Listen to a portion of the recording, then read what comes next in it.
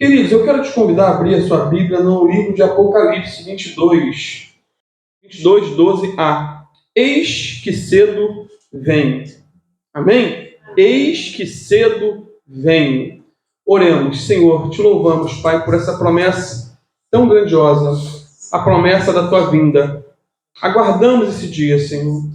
Essa é a bendita esperança da igreja. E como aguardamos. E te louvamos, Senhor, também. O Senhor está demorando um pouco, porque se o Senhor já tivesse voltado há um tempo atrás, estaríamos fritos. Mas temos a oportunidade hoje de nos voltar para Ti antes que o Senhor volte. Em nome de Jesus. Amém. Os irmãos podem sentar-se. Eis que cedo venho. São várias versões que eu pesquisei desse único versículo, ou parte desse versículo, que talvez esteja na tua Bíblia, uma ou outra. Uma outra diz, eis que vem em breve. Uma outra diz, venho em breve. Outra, eis que venho sem demora. Outra, eis que eu venho rapidamente. Jesus falando, tá, querido? Eu venho rapidamente. Eis que logo venho. Eu virei em breve. Tudo promessas do Senhor. Virei em breve, estou às portas, estou chegando, mas ainda não chegou. Queridos, a esperança da segunda vinda de Cristo sempre foi uma realidade em todos os períodos da história da igreja. Sempre foi uma esperança, é a chamada bendita esperança. É a ansiedade santa da igreja, se podemos dizer assim. Encontramos essa esperança nos credos dos apóstolos, no credo niceno, no credo de Constantinopla e em todos os antigos credos ou doutrinas de fé das igrejas. Em todos os concílios, sempre foi reafirmada essa esperança da volta do Senhor. Encontramos essa bendita esperança também nas confissões de fé das igrejas cristãs históricas, todas, como presbiteriana, luterana, anglicana, batista, congregacional, metodista, todos creem que Jesus está voltando. A confissão de fé das Assembleias de Deus, Evangelho Quadrangular, Paz e Vida, Igreja Bíblica Cristã, a qual nós congregamos, né? E milhares de outras igrejas cristãs espalhadas ao redor do mundo são unânimes em afirmar que Jesus vem sem demora.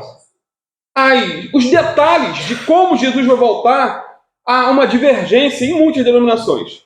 Mas todas têm um ponto em comum. Qual é? Jesus vai voltar. Todos creem na segunda vinda. Se é antes da grande tribulação, se é no meio, se é depois. Né? Isso é um ponto, é um detalhe apenas. Mas o foco é, Jesus está voltando. Todas as igrejas genuinamente cristãs são unânimes em crer, em pregar, em ensinar que Jesus está voltando. São mais de 300 referências, tanto no Antigo como no Novo Testamento, que atestam essa bendita realidade. E no texto que acabamos de ler, Jesus disse, eis que venho em breve. E ele disse isso há 2000 anos atrás. Eis que venho em breve. Há 2000 anos atrás. Aparentemente ele está demorando. No entanto, precisamos atentar para o fato de que para o Senhor, um dia é como 1000 anos. E 1000 anos é como um dia. Até porque, queridos, Deus não vê o tempo como nós vemos. Deus é eterno. Nós somos humanos. Somos mortais. O Senhor habita na eternidade. Ele vê todas as coisas no seu eterno agora. Nós olhamos para o passado, lembranças, vivemos no presente, temos esperanças quanto ao futuro. Deus não é assim. E não tente entender Deus. Porque talvez o último que tentou entender está no Pinel, no hospício. Foi como o irmão me perguntou ontem na base missionária. Eu falei algumas coisas sobre ressurreição. Ele, mas pastor, não entendi. Você falou de ressurreição e aquelas pessoas que foram incineradas?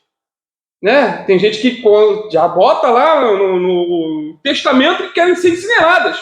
Como vai ser a ressurreição dessa pessoa se ela virou pó? Eu falei, irmão, milagre não se explica. Ulisses Guimarães caiu no mar e até hoje não achou o corpo. Está lá na barriga de algum peixe, já morreu o tubarão. Mas um dia a Bíblia diz que ele vai ressuscitar. Assim como o que foi incinerado. Eu não tenho como explicar o milagre. tem como explicar, por exemplo, um morto de 4 dias, como Lázaro, voltar à vida. Milagre não se explica, queridos. Imagina, tenta conversar com um neurologista a respeito do cérebro. Depois de quanto tempo sem respiração, ele é irreversível. Agora, em 4 dias morto, Lázaro voltou. Eu creio, literalmente. Não tenho dúvidas. Eu falei isso com ele. Aí, é mesmo, né? Não tem como explicar. Então, filho, não entra nesses mistérios, não. Eu creio na ressurreição, independente como será os detalhes, isso pertence a Deus e não a mim. Então, nós temos as nossas limitações. E outro detalhe, Deus adia a sua segunda vinda. Ele adia o dia do julgamento porque deseja dar a nós, a mim e a você, mais oportunidades de sermos salvos, de sermos restaurados, de sermos aproximados de Deus, de nos reconciliarmos com o Senhor. É a oportunidade que Deus nos dá. A demora da segunda vinda está relacionada à longanimidade de Deus. O que é longanimidade? É a paciência de Deus levada ao extremo. Deus é extremamente paciente.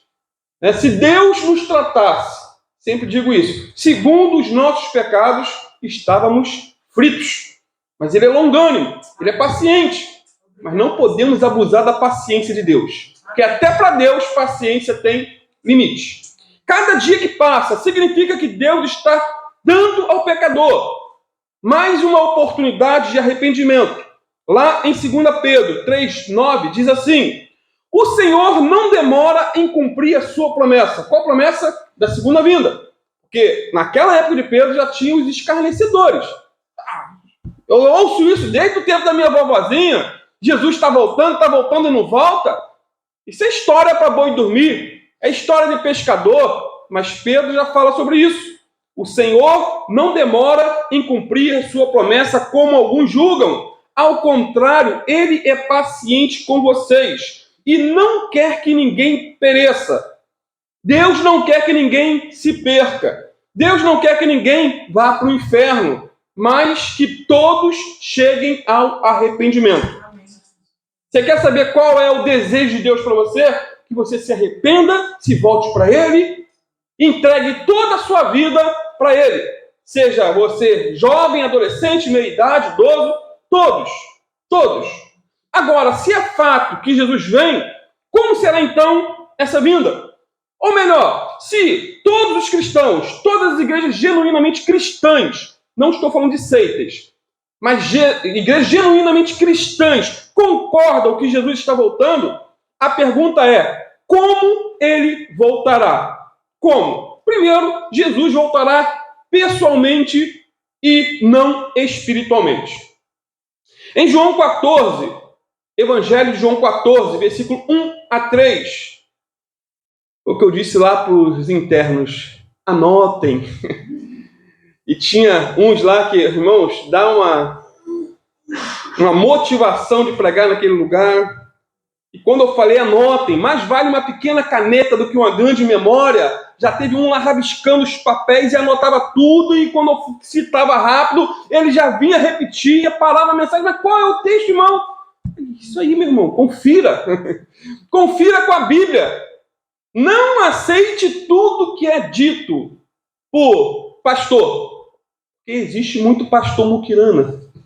Existe muito enganador. Existe muito falso profeta travestido de homem de Deus. Minha esposa falou agora esses dias de um sujeito que, brincadeira não, eu fiquei apavorado. Minha cunhada estava passando um problema, uma dificuldade, e ele começou a trazer revelação, que isso é isso, que é pombagira, que fizeram um trabalho, que fizeram macumbaria. Foi um terror tão grande. No final, com base no, talvez, Salmo 91, ela teria que dar uma oferta de R$91.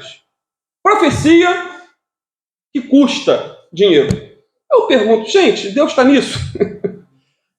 Eu sempre me questionei, se Deus revela que é feitiçaria, isso ou aquilo, por que Deus não dá a libertação? Será que só porque a pessoa está passando um problema financeiro, um problema de saúde, tudo tem que ser o diabo? Não estou dizendo que não seja, né? Mas O diabo é o bode expiatório de muitas coisas, e muitas vezes erro da pessoa. A pessoa cai de cara numa dívida e está toda enrolada, é o diabo. O diabo, ele acaba pagando o pato, como diz. Voltando então para João 14, 1-3. Que o coração de vocês, disse Jesus, não se perturbe. Creiam em Deus, creiam também em mim. Na casa do meu pai há muitas moradas. Se não fosse assim, eu teria vos dito. Vou preparar-vos lugar. Quando eu for e preparar lugar, voltarei e os levarei comigo, para que vocês estejam onde eu estiver. Então, Jesus disse que voltaria. O texto, lido de maneira simples, direta, você não precisa ser doutor em teologia, não precisa ser... É só se conhecer um pouquinho da língua portuguesa, é o básico. Jesus está falando que vai voltar. Amém.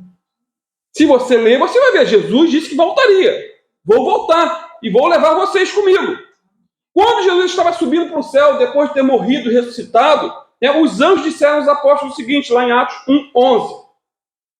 Galileus, por que vocês estão olhando para o céu? Este mesmo Jesus, que dentre vós foi elevado aos céus, voltará da mesma forma que o viram subir. Eles viram Jesus subir em corpo. Jesus voltará fisicamente e não espiritualmente. Ele subiu pessoalmente, voltará pessoalmente. Ele subiu fisicamente, voltará fisicamente. Agora, por que enfatizamos que Jesus voltará fisicamente? Simplesmente, queridos, porque existem milhares e milhares de pastores, teólogos, doutores, igrejas e seitas que negam essa realidade. Negam o óbvio. Queridos, a pessoa chegar ao ponto de negar o óbvio é porque ela está com a mente corrompida.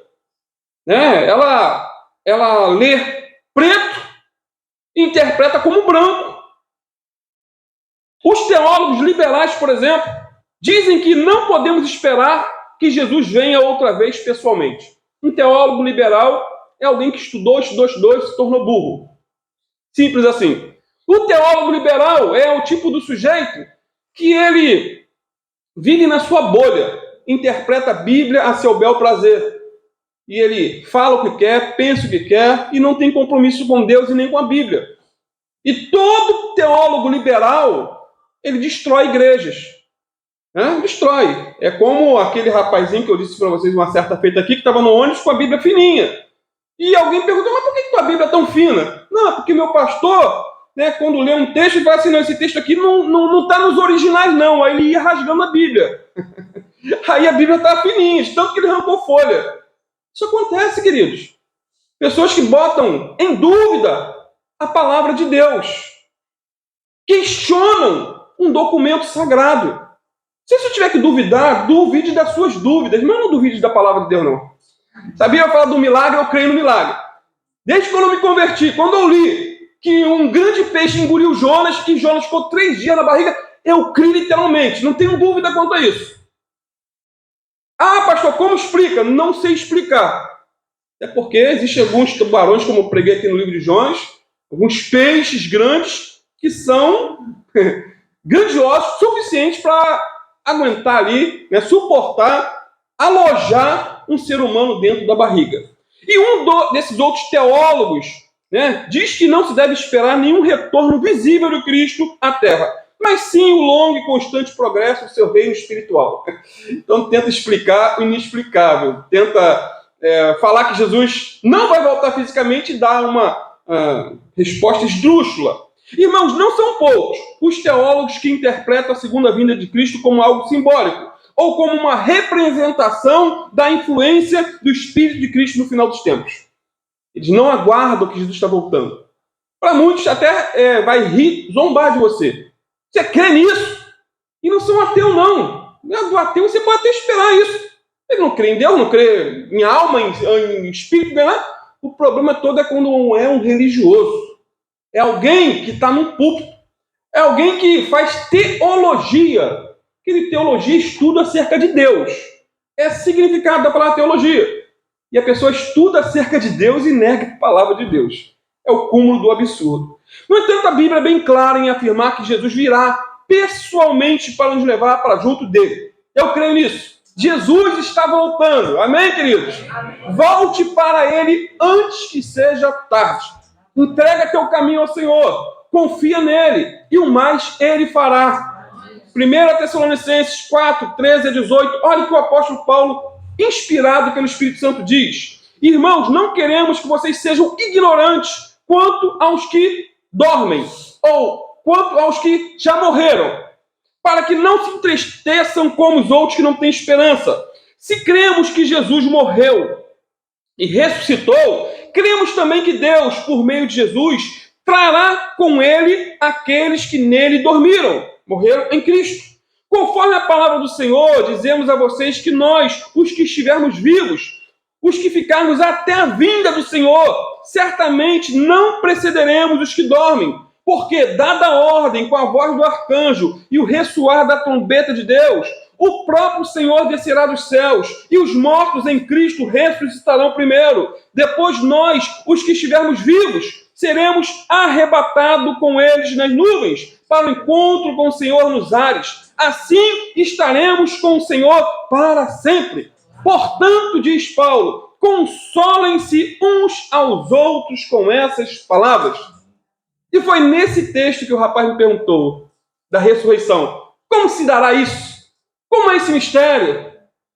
E eu aproveitei até para, na pregação de ontem, falar sobre o risco que a pessoa tem, né, de postergar a sua entrega a Jesus. E eu pergunto o que eu perguntei lá, já fiz essa pergunta. Se você não tivesse acordado essa noite, como acontece com milhares de pessoas que vão dormir e não acordam, você estaria salvo ou perdido? Estaria com Jesus ou com o diabo? Estaria no céu ou no inferno? É uma pergunta confrontadora e são questionamentos que precisamos fazer. Lá no sítio lá da base missionária, tem até os cachorros participam do culto. Né? Fica um sentado ali, outro ali. E eu comentei, olha, o cachorro não se preocupa com essas coisas, não. O cachorro, a preocupação dele é comer, beber, dormir. E ainda toma conta lá do quintal. O gato é pior, não faz nada. Não tem proveito nenhum. O gato só come, bebe e dorme. E eu falei, ó, cachorro, gato, não se preocupa com a alma, não. Mas nós não somos cachorros. Não somos animais. Somos seres pensantes. E se você veio aqui essa noite, você foi trazido pelo Espírito Santo. E se você veio aqui, é porque a tua alma tem sede de Deus. É porque você almeja algo de Deus. É porque a sua alma tem sede de Deus. Você sabe que o aqui e agora não basta. Daqui a 50 anos, a maioria de nós teremos morrido. Eu provavelmente já estou com 51. Não vou viver até 100. Agora, o importante não é como se morre, mas como se ressuscita. Amém. Segundo lugar, Jesus voltará visivelmente. Primeiro, pessoalmente. Segundo, visivelmente. Essa afirmação parece óbvia, pois se ele virá pessoalmente, fisicamente, entende-se que essa vinda será também visível. Né? A questão de obviedade. É como uma matemática, 1 mais 1 é 2. Porém, os testemunhos de Jeová, uma seita muito perigosa, ensinam que Jesus já voltou em 1914. Mas voltou de forma invisível. Ninguém viu, só eles. E o céu foi fechado em 1914. De tal maneira que só há vaga na terra. Nenhum que se converte hoje nesse testemunho de Jeová tem a oportunidade de ir para o céu. Eu não estou inventando, só você pesquisar. E eles dizem que Jesus voltou de maneira invisível, ninguém viu, voltou em segredo. Porém, a Bíblia é clara ao afirmar em Mateus 24, 30, que aparecerá no céu o Filho do Homem e todos os povos da terra se lamentarão e verão o Filho do Homem vindo sobre as nuvens do céu com poder e grande glória. A volta será visível e não invisível, como ensina os testemunhos de Jeová. E o que falar de Apocalipse 1, versículos 7 e 8? Eis que vem com as nuvens, e todo olho o verá, até mesmo aqueles que o trespassaram, e todas as tribos da terra se lamentarão sobre ele. Sim, amém. Eu sou o Alfa e o Ômega, diz o Senhor Deus, aquele que é, e que era, e que há de vir, o Todo-Poderoso. Presente, passado, futuro. Ele é o que é, que era e que há de vir. Jesus está voltando. Portanto, Jesus voltará de modo pessoal e visível. Sendo assim, repito mais uma vez, volte para ele antes que ele volte e seja tarde demais. Chore por seus pecados. Se arrependa de seus pecados. Abandone seus pecados e seja perdoado por Deus de todos os seus pecados. Falar isso lá na base missionária é um conforto, porque ali há ex-traficantes, ladrões, assassinos, pessoas que são, assim, aos olhos da sociedade, a escória do mundo. Aqueles que ninguém quer estar perto. Ninguém quer estar perto. Mas ali, Deus deu uma visão para o apóstolo Washington, de uma outra igreja, uma igreja amiga, a qual nós temos feito um trabalho ali por mais de 2 anos já. Uma visão de restaurar vidas. E muitos ali têm sido restaurados. Semana passada eu preguei lá no Badu, na igreja do pastor Ramon, da mesma missão apostólica, que estava lá um dos internos, lá todo contente no culto. Já saiu do tratamento, por assim dizer, do período que eles têm para se recondicionar, para serem recolocados na sociedade. E eles têm um projeto de não recuperar somente, mas de dar emprego para as pessoas. Para a glória de Deus. Em terceiro lugar, Jesus voltará repentinamente. Já falamos que ele voltará pessoalmente, visivelmente, e agora de maneira repentina. O que é algo repentino? Surpresa. Vou ligar o ventilador para mim. Aqui está meio quente. Vocês estão calor aí não, né? Só aqui, né? Jesus voltará repentinamente. Esse evento será tão rápido como o abrir e o fechar dos olhos. Eu não sei quanto tempo é. Alguns milímetros,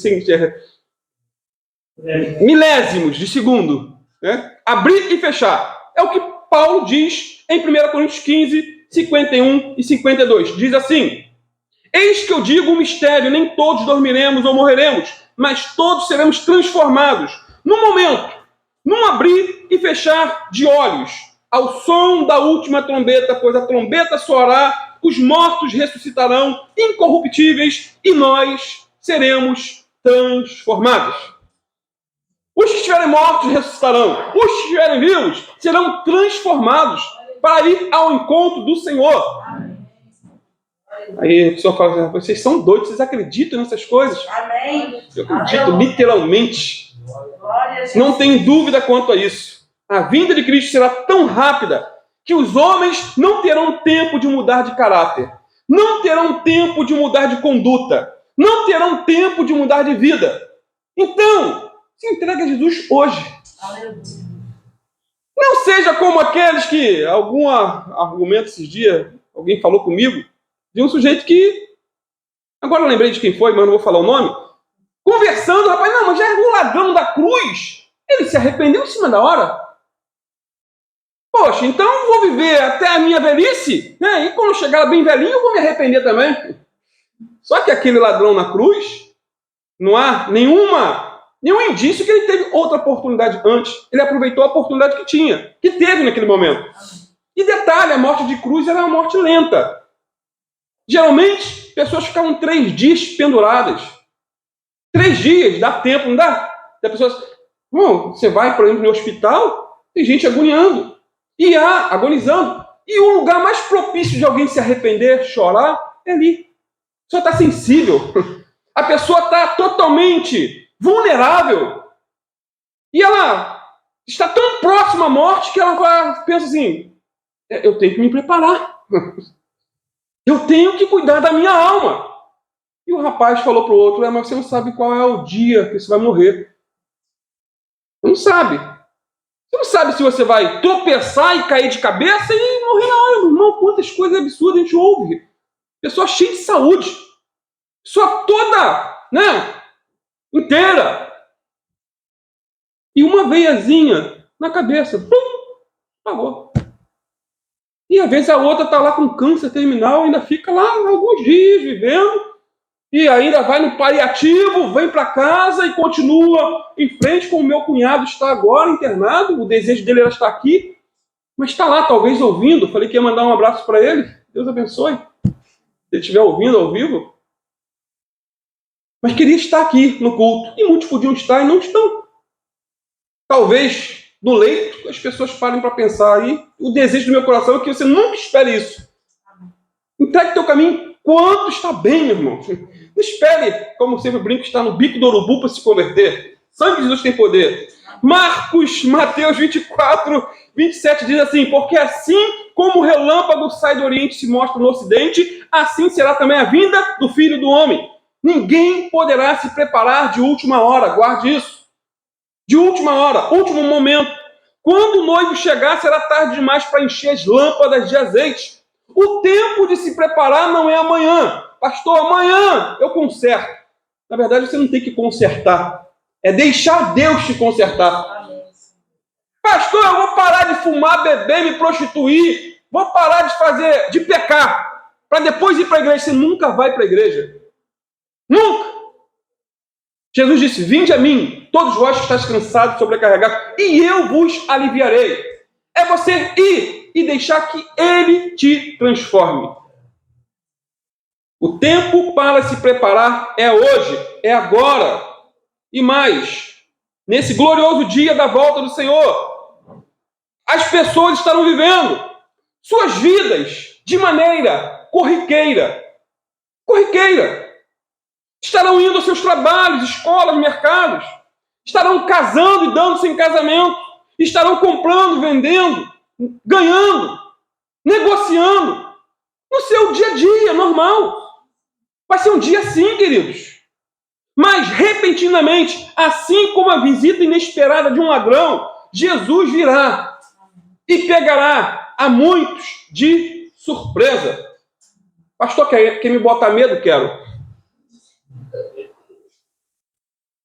É melhor ter medo de se perder e ser salvo do que ter muita confiança de que terá muitos anos pela frente para se consertar e se perder. Olha o que Jesus disse lá em Lucas 12, 39 e 40. Sabei, porém, isto: se o dono da casa soubesse a que hora aí havia de vir o ladrão, vigiaria e não deixaria roubar a sua casa. Estais vós também apercebidos, porque numa hora em que não penseis, virá o Filho do Homem. Amém.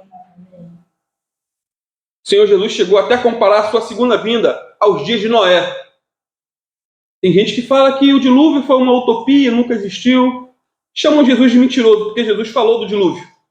Mateus 24, 37. Pois, como foi dito nos dias de Noé, assim será também a vinda do Filho do Homem.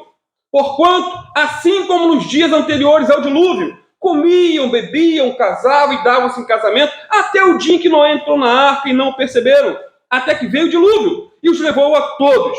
Assim será também a vinda do Filho do Homem.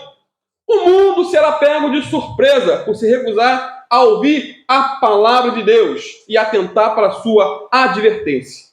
Queridos, para pensar, na época de Noé, desse dilúvio aqui, Deus avisou que o dilúvio estava a caminho. Porém, apenas 8 pessoas creram. De uma multidão, 8 creram e entraram na arca e foram salvos. Certa feita perguntaram a Jesus: Senhor, serão muitos os salvos? Jesus respondeu: olha, esforçai-vos por entrar na porta estreita. Porque muitos procurarão, mas não conseguirão.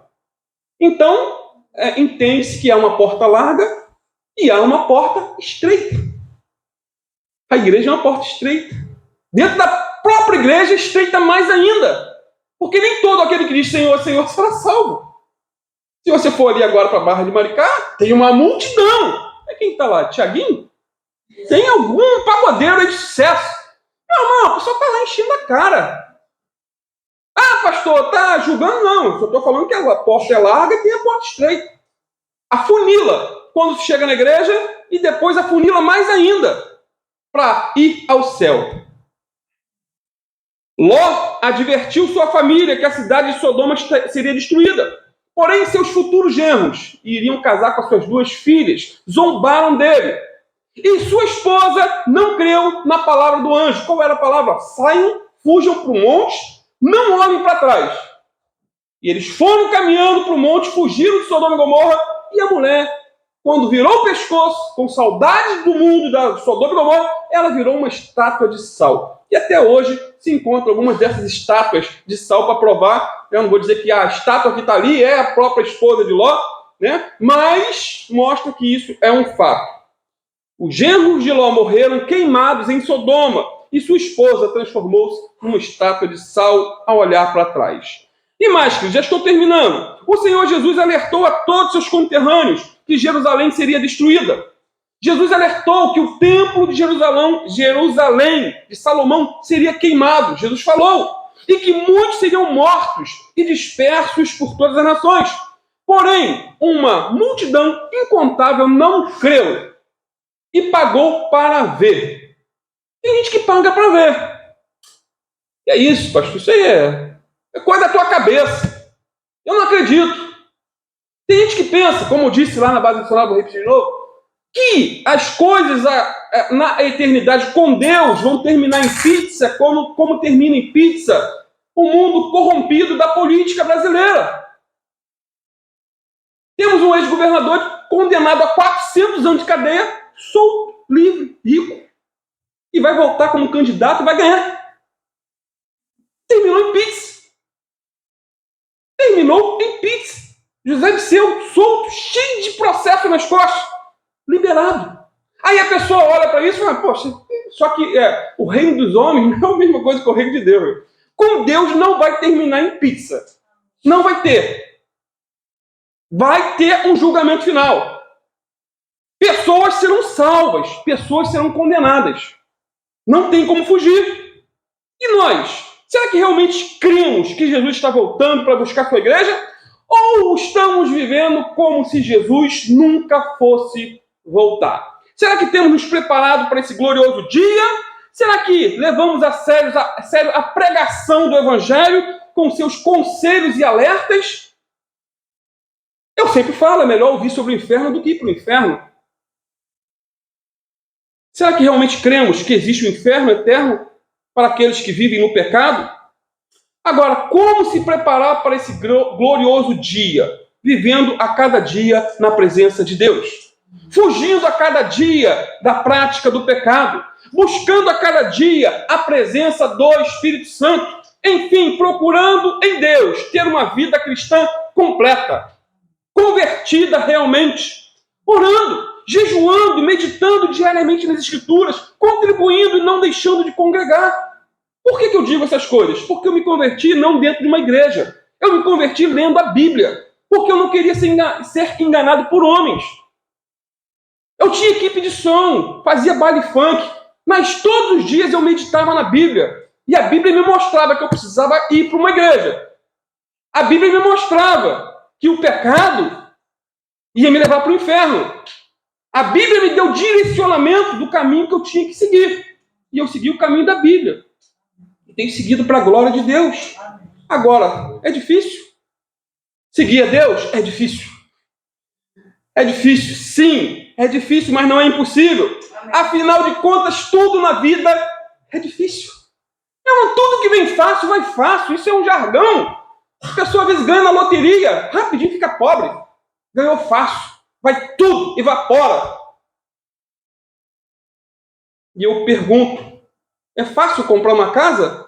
É fácil comprar um carro? Não. É fácil passar num concurso público? Não. É fácil concluir uma faculdade? Não.